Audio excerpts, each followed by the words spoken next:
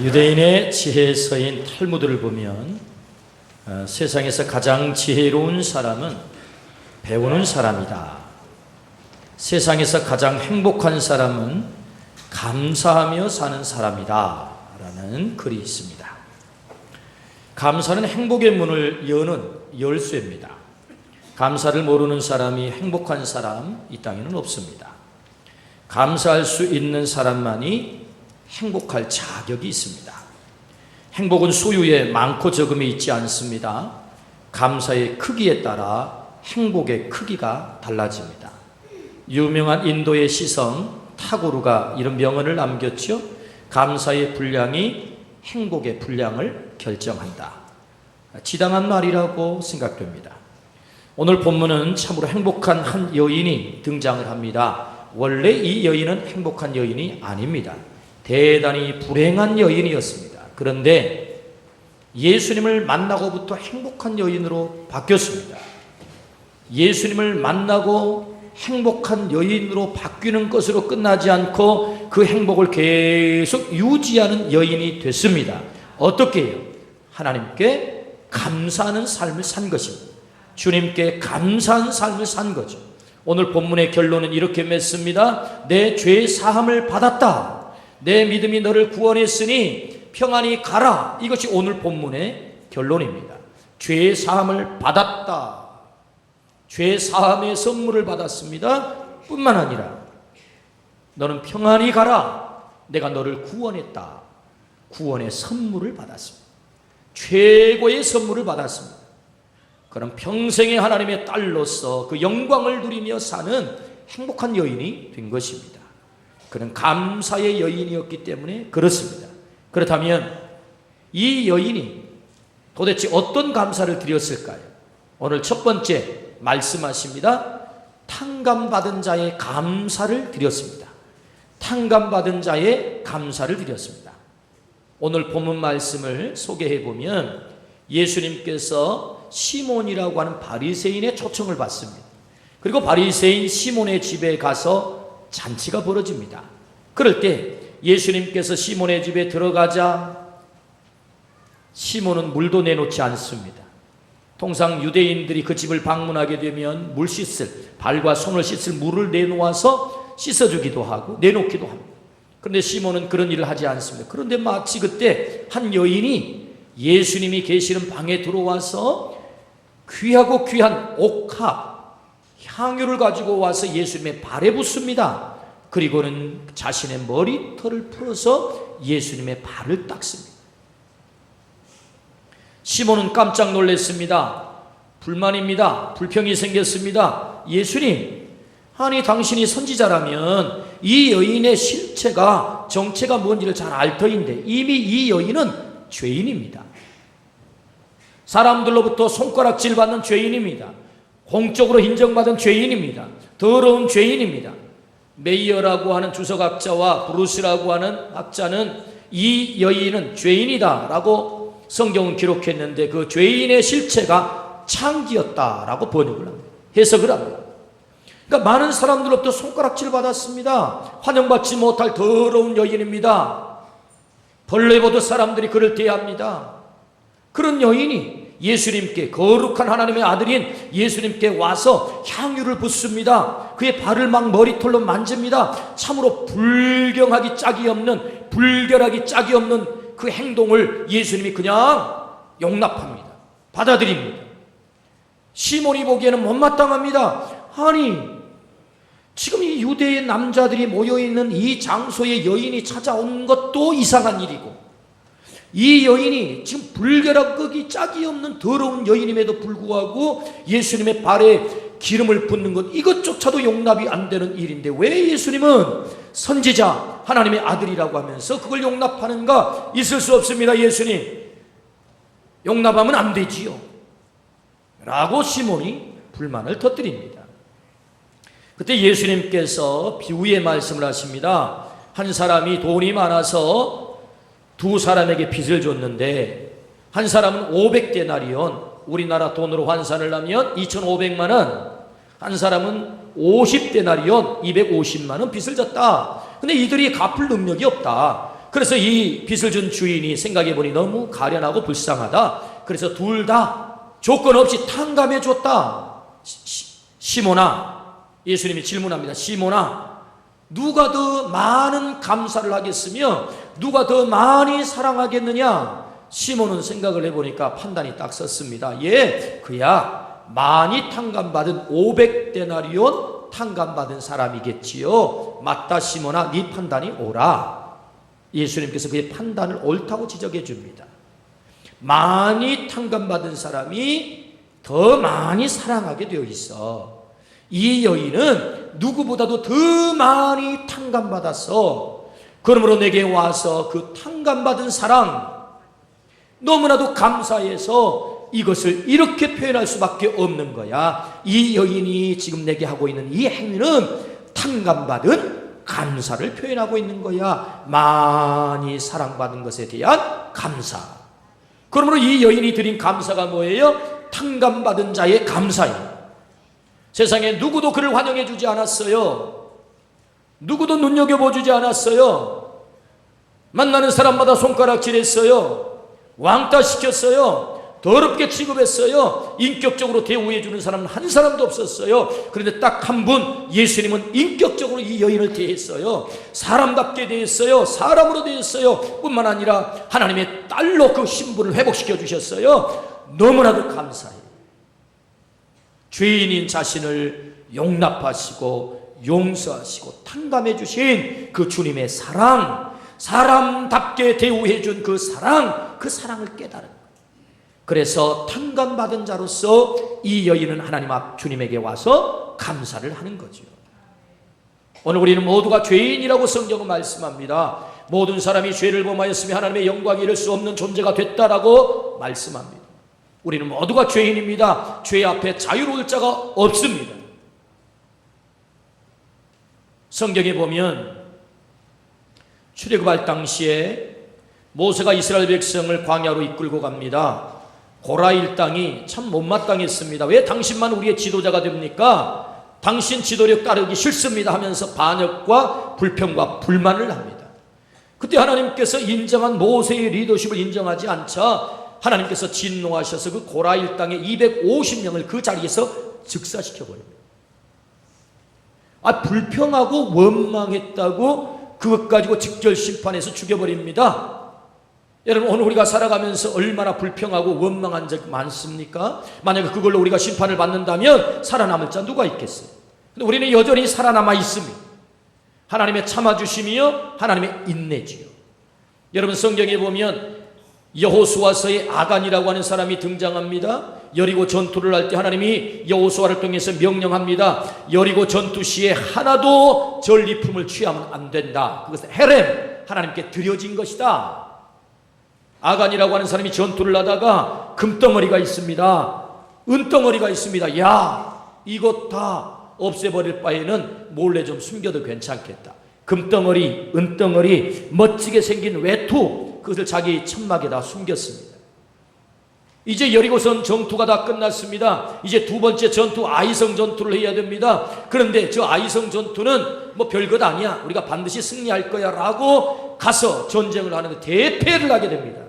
여호수아가 무릎을 꿇었습니다. 하나님, 어쩐 일입니까? 왜 우리가 패했습니까? 원인이 있다. 원인이 뭡니까? 거기 내 명령에 불순종한 사람이 있어. 누굽니까? 제비를 뽑아라. 뽑고 뽑아봤더니 아간이라고 하는 사람이 뽑혔습니다. 당신이 왜 하나님 앞에 범죄했습니까? 제가 하나님의 말씀에 불순종했습니다. 하나도 전리품을 취하지 말라고 했는데 제가 몰래 금덩어리, 은덩어리, 신할산 외투를 제 천막에 숨겼습니다. 그걸 이리 가져오시오. 그래서 그 숨긴 것과 더불어서 그의 가족들 전부 식솔들을 이끌고 가축까지 이끌고 악을 골짜기로 가서 돌로 쳐 죽여라. 명령대로 그들이 그곳에서 처형을 당합니다.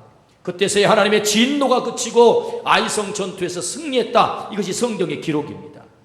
여러분, 오늘 우리가 불순종한 적이 얼마나 많습니다. 불순종한 걸로 심판을 받는다면 용서받을 자 아무도 없었겠지요. 우리는 하나님의 말씀을 얼마나 많이 거역했습니다. 얼마나 많이 불순종했습니다. 그럼에도 불구하고 하나님은 우리를 심판하지 않습니다. 참아주셨습니다. 용서해 주셨습니다. 여러분, 성경에는 사도행전 5장에 보면 아나니아와 삽비라가 등장을 합니다.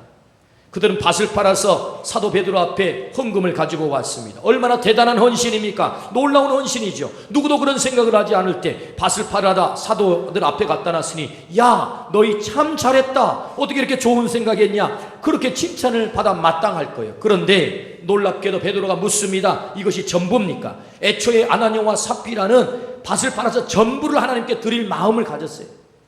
그런데 밭을 팔고 보니까 딴 마음이 생긴 거예요. 이건 너무 아까워. 반만 갖다가 드린다 한들 누가 알냐? 하고는 반은 숨기고 반은 가지고 와서 이것이 전부입니까? 라고 물을 때, 아니요, 반입니다 대답하면 아무 문제가 없었을 거예요. 그런데 전부입니다. 그때 베드로 사도가 왜 성령을 속입니까? 그 자리에서 아나니아와 삽비라가 즉사를 합니다. 세상에, 아니, 헌금 드리고 즉사합니다. 이유가 뭐죠? 성령을 속였다는 것입니다. 하나님을 속였다는 것입니다. 여러분, 우리가 살아가면서 하나님의 것을 속여 취한 적이 우리가 한두 번이 아니잖아요. 그것으로 만약에 하나님께서 우리를 심판하신다면 살아남을 자가 누가 있겠어요? 모든 사람이 죄를 범하였으면 하나님의 영광에 이를 수 없다. 우리는 모두가 죄인이 되었습니다. 죄의 삭은 사망이라고 말씀합니다. 그럼에도 불구하고 아간처럼 우리가 불순종했습니다. 그럼에도 불구하고 아간처럼 우리는 심판을 받지 않고 있습니다. 고라 일당처럼 우리는 불평하고 원망하고 반역했습니다. 그럼에도 불구하고 그들처럼 심판을 받지 않고 있습니다. 아나니아와 삽비라처럼 하나님의 것을 속여 취한 것이 있습니다. 그럼에도 불구하고 우리는 심판받지 않고 있습니다. 뭡니까? 하나님의 탕감, 용서, 우리의 죄를 용서하시는 하나님의 사랑인 줄로 믿습니다. 우리가 하나님의 그 사랑을 받은 자라는 거예요. 오늘 우리가 죄가 없기 때문에 하나님 앞에 떳떳하게 당당하게 나올 수 있는 존재가 아니라, 우리는 모두가 죄인이지만, 용서받을 수 없는 죄인이지만 하나님이 우리를 참아주시고 우리를 용서해 주시고 우리를 하나님의 자녀로 인쳐주시는 하나님의 그 놀라운 택하심의 사랑 때문에 오늘 우리가 이렇게 호흡하며 존재한 줄로 믿습니다. 그러므로 이 여인이 깨달은 것입니다. 아, 내가 탕감받았구나. 내가 용서받았구나. 용서받을 수 없는 죄를 내가 용서받았구나 해서 이 여인은 하나님 앞, 주님 앞에 가서 감사합니다. 탕감받은 자의 감사. 오늘 우리 모두가 탕감받은 자로서, 용서받은 자로서 그 은혜를 깨닫고 하나님 앞에 감사하기를 주의 이름으로 축원합니다. 아멘. 두 번째, 이 여인의 감사가 무엇입니까? 최상의 감사를 드린 거예요. 최상의 감사. 여인은 옥합을 가지고 와서 예수님께 그 향유를 붓습니다. 오늘 본문에는 이 옥합의 가격, 이 향유의 가격을 얘기하지 않지만 다른 복음서에서는 300데나리온이다 라고 값을 소개합니다. 일부러 300데나리온, 1데나리온은 하루 일한 품삯입니다. 하루 일한 품삯을 5만 원으로 계산을 하면 1,500만 원에 해당되는 어마어마한 값의 향유입니다. 이 여인은 이 향유를 누가 그렇게 하라고 말하지 않았습니다. 야, 너 용서받은 것이 너무 크니까, 너 누구에게도 인간 대접 못 받았는데 주님이 너를 인간 대접했으니까 너 이렇게 마땅히 가서 바쳐, 이렇게 말하는 사람 없습니다. 자발적으로, 자원함으로 너무나도 그 은혜와 사랑이 감사해서 자신이 소유한 것 가운데 가장 귀한 향유를 주님에게 가지고 와서 그것을 기꺼이 깨뜨려 주님 앞에 쏟았습니다. 최상의 사랑을 드린 거지요. 최상의 감사를 드린 거지요. 주님으로부터 최상의 사랑을 받았기 때문에 최상의 감사를 드린 거예요. 그냥 그렇게 드릴 수 있는 것 아닙니다. 최상의 사랑을 받았던 이 여인, 최상의 감사를 드린 것입니다. 오늘 우리는 주님으로부터 최상의 사랑을 받은 사람이에요. 우리 주님께서는 가장 고귀하고 고귀한, 유일하게 이 땅에 유일하게 하나님의 아들 독생자, 옥합보다도 더 귀한 옥합, 주님의 몸, 그 주님의 몸을 십자가에서 날 위해 깨뜨리셨어요. 나를 너무나도 사랑했어요. 그래서 보혈의 피를 마치 여인이 향유를 예수님께 쏟아붓는 것처럼 십자가 위에서 당신의 옥합이신 몸을 깨뜨려 날 위해 보혈의 피를 흘리시고 나를 생명을 건져주신 줄로 믿습니다. 이것이 주님이 날 위해 옥합을 깨뜨린 사건이에요.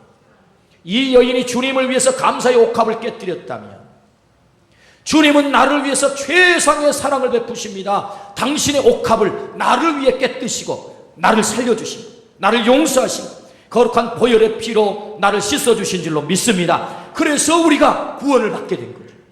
이 놀라운 최상의 사랑을 받았던 여인, 최상의 헌신을 드린 거죠. 최상의 감사. 오늘 또 이 최상의 사랑을 깨닫고 오늘 우리가 최상의 감사를 드리기를 주의 이름으로 축원합니다. 책을 쓰시는 정광 목사님이 계십니다. 이 정광 목사님이 쓰신 책 가운데 평생 감사라고 하는 책이 있습니다. 그 평생 감사 책 내용 가운데 한 목사님이 감사 헌금에 얽힌 한 장로님의 이야기를 소개하는 대목이 있습니다. 그 목사님은 교회에서 감사절을 앞에 두고 한 3주나 4주 전에 이 감사헌금 봉투를 미리 준 다음에 성도들로 하여금 하나님께서 지금까지 베풀어 주신 감사 제목을 헤아려서 그 감사의 제목만큼 분량만큼 작정을 하십시오. 미리 작정을 시킨다는 거예요. 그러면 또 작정된 봉투를 다 가져다가 강대상에서, 교회가 크지 않은 교회였나 봅니다. 조그만 교회였나 봅니다. 이름을 불러가면서 누구는 얼마를 감사헌금을 작정해서 이렇게 불렀다는 거예요. 불렀다는 거예요. 그럼 고약스럽겠지요. 불렀다. 그런데 이 목사님이 그렇게 이제 부르는데 한 장로님의 이름을 부르고는 거기 동그라미가 5개가 딱 적혀 있었는데 이 목사님이 그 5개를 6개로 착각을 해가지고 원래 이 장로님은 30만 원을 감사헌금을 작정을 했는데 300만 원으로 불러버린 거예요. 나중에 정신을 차리고 나중에 알아보니까 자기가 이게 잘못 부른 거예요. 그 부르는 순간에 앉아 계신 그 장로님이 너무 당혹스러웠어요. 아니 목사님 저러면 안 되는데, 아니 숫자도 구분 못 하시나, 30, 300 이것도 구분 못 하시나, 마음이 너무너무 불편했어요. 그래가지고 이 장로님이 교인들 앞에서 그렇게 목사님의 입을 통해서 강단에서 공포를 해보세요. 고민이 생겼어요. 집에 들어가가지고 집에 가갔는데 잠이 안 오는 거예요. 잠이 안 와서 밤에 기도를 합니다. 하나님, 아니 어쩌자고 목사님 눈을 헷갈리게 만드셔가지고 이렇게 나를 고민스럽게 만들고 나를 당혹스럽게 만듭니까? 고민을 하면서 기도를 하는데 하나님께서 그 마음속에 감동을 주시기를, 이놈아 한 번 좀 헤아려 봐라, 이런 음성이 들려오는 거예요. 한 번 좀 헤아려 봐라. 뭘 헤아립니까? 그래도 한번 헤아려 봐라. 그래가지고 이 장로님이 기도를 하다 말고 도대체 하나님이 내게 베풀어 주신 은혜가 얼마나 큰가를 헤아리기 시작을 했는데, 자기 친구 가운데 암 걸려가지고 이미 떠나버린 친구를 생각하니까 하나님께서는 나는 암에도 걸리지 않고 이렇게 건강하게 살게 하시니 너무 감사하다. 그때부터 감사 제목이 이제 찾아지기 시작합니다. 주변에서 교통사고를 당해가지고 많은 사람들이 어려움을 당하고 죽기도 하고 그런데 나는 그 길의 안전을 지금까지 지켜주시니 감사하다. 자녀들 때문에 웃을 수 있어서 너무나도 감사하다. 내게 장로의 직분을 주셔서 교회를 섬기게 하시니 너무나도 감사하다. 홀로 60이 넘도록 살지 않게 하고 여전히 내 짝꿍을 두어서 아내를 통하여서 맛있는 따뜻한 밥을 먹게 하시니 감사하다. 물론 아내가 있어도 따뜻한 밥을 못 먹는 사람도 있긴 합니다만, 그러나 이 장로님은 따뜻한 밥을 먹게 하고 감사하다. 아이들이 장가를 가가지고 손자들의 재롱을 보게 하시니 감사하다. 생각을 해보니까 감사 제목이 한두 개가 아닌 거예요. 하나님께서 아시고 내게 베풀어 주신 그 은혜가 30만 원짜리 감사 인생이 아니라 300만 원짜리 감사 인생인 걸 목사님의 입을 통해서 헷갈리게 하셔가지고 나에게 깨닫게 하셨구나. 그리고는 아무 소리 하지 않고 300만 원 감사한금을 했다.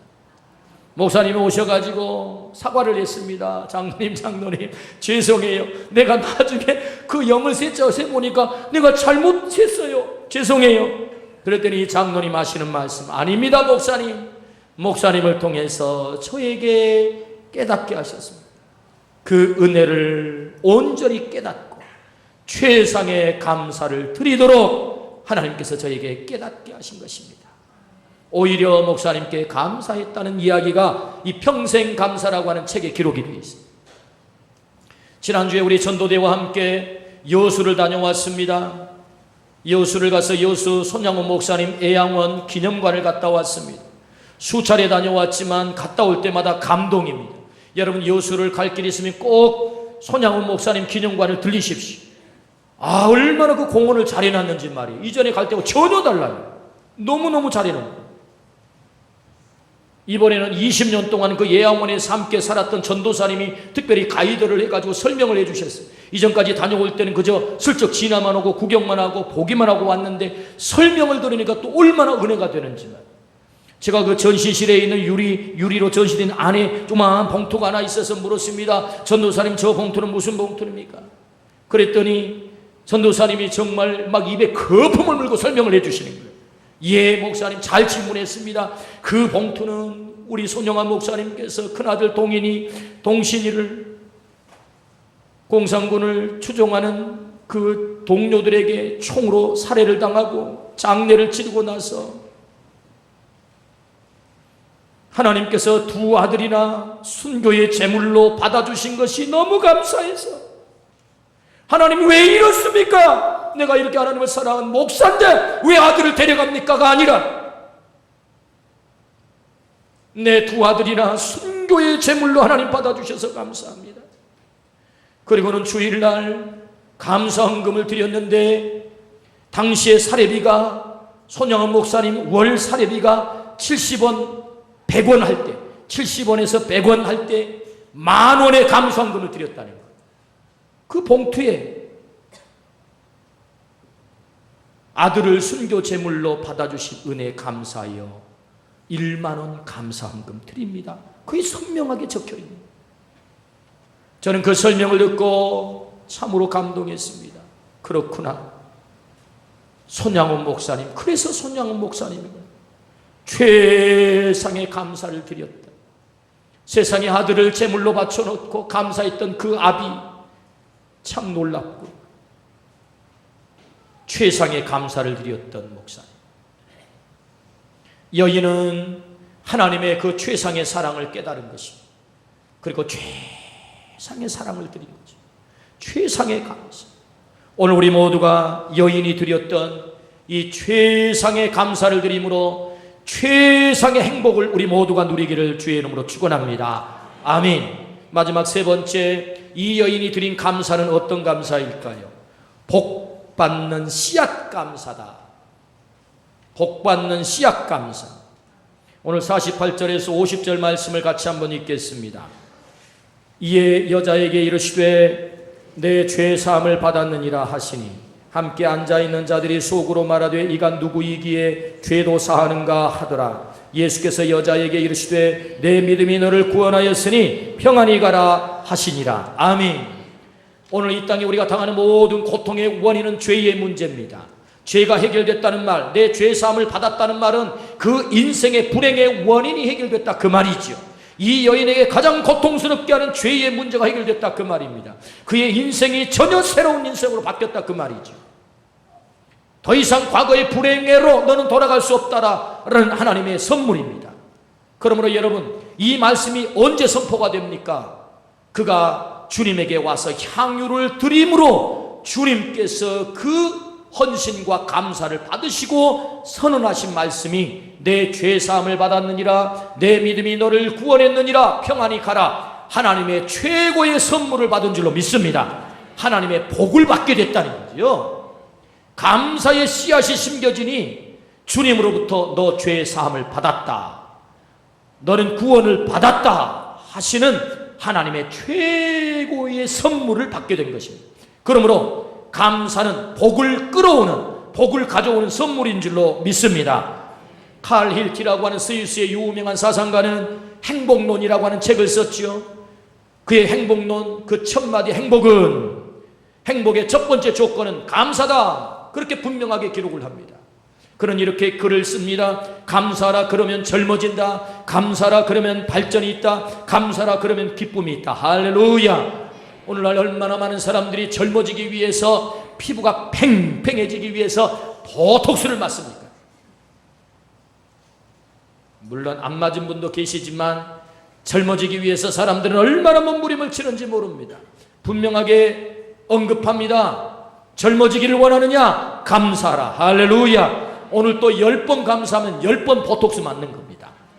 할렐루야. 아무리 겉 피부가 팽팽하다고 할지라도 그 속에 감사가 들어있지 않으면 그 인생은 늙은 것이고 그 인생은 삭은 것입니다. 그러므로 감사가 젊게 하고 감사가 건강하게 하고 감사가 기쁨인 줄로 믿습니다. 많은 의학자들은 통계를 내봅니다. 감사하는 사람과 감사하지 못한 사람들의 건강과 수명이 어떻게 차이가 나느냐. 감사하고 사는 사람이 감사하지 않고 사는 사람보다 수명이 7년에서 10년이 길대요. 할렐루야. 더 훨씬 건강하다는 거예요. 심리적으로, 정서적으로, 육체적으로 건강하다는 거예요. 여러분, 남아프리카 공화국의 대통령을 지냈었던 만델라 대통령이 있습니다.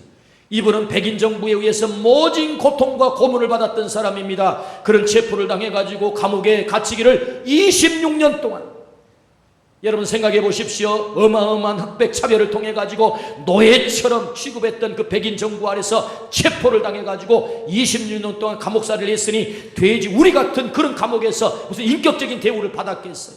5년만 감옥살이를 해도 인생이 완전히 폐인이 됩니다. 사람들은 26년 동안 감옥살이를 하고 70이 넘은 노인, 이제 걸어 나오지도 못하고 들것에 실려서 겨우 목숨이나 부지하고 나오겠지라고 기대를 했지만 놀라운 것은 70 넘은 노인이 26년 동안 감옥살이를 하고 저벅저벅 걸어서 나오는 거예요. 너무 건강하게. 사람들이 궁금해서 물었습니다. 아니 어떻게 그 고통스러운 현장에서 돼지 우리 같은 곳에서 그렇게 건강을 유지할 수 있었습니까? 그런 강제 노역, 그 어마어마한 그 노역을 다 견뎌낼 수 있었습니까? 그런 말합니다. 나는 날마다 하나님께 감사했습니다. 하늘을 보고 감사하고 땅을 보고 감사했습니다. 강제 노역에 끌려와서 내가 삽을 쥐고 흙을 팔 때도 내가 여전히 살아서 노동할 수 있구나, 감사하다. 왜 이런 노역을 내가 해야 되느냐가 아니라 감사하다. 땅을 팔 수 있어서 감사하다. 밥을 먹으면서 돼지 꿀꿀이 같은 밥을 먹으면서도 내가 오늘 먹고 이것을 소화할 수 있어서 감사하다. 날마다 감사했다는 거예요. 나의 건강의 비결은 감사였습니다. 할렐루야. 그래서 그는 해방이 되고 마침내 여러분 그 엄청난 흑백 차별을 극복하고 남아프리카 공화국의 제1대 최초의 흑인 대통령이 된 줄로 믿습니다. 그는 세계로부터 인정을 받아서 노벨 평화상까지 받는 위대한 삶을 살았습니다. 어떻게요? 감사가 그를 그렇게 만든 줄로 믿습니다. 그러므로 여러분, 감사는 복을 가져오는 씨앗이다. 오늘 우리 모두가 감사하기를 주의 이름으로 축원합니다. 아멘. 오늘 하나님께서 말씀하십니다. 불행한 한 여인을 소개했습니다. 그러나 불행으로 끝나는 여인이 아닙니다. 행복한 여인이 됐습니다. 어떻게 행복하게 됐습니까? 이 여인은 탕감의 감사를 드렸습니다. 누구도 나를 사람 취급하지 않았는데 예수님은 나를 사람 취급하고 내 모든 죄를 용서하고 나를 더럽다 하지 않고 나를 깨끗하게 하신 분.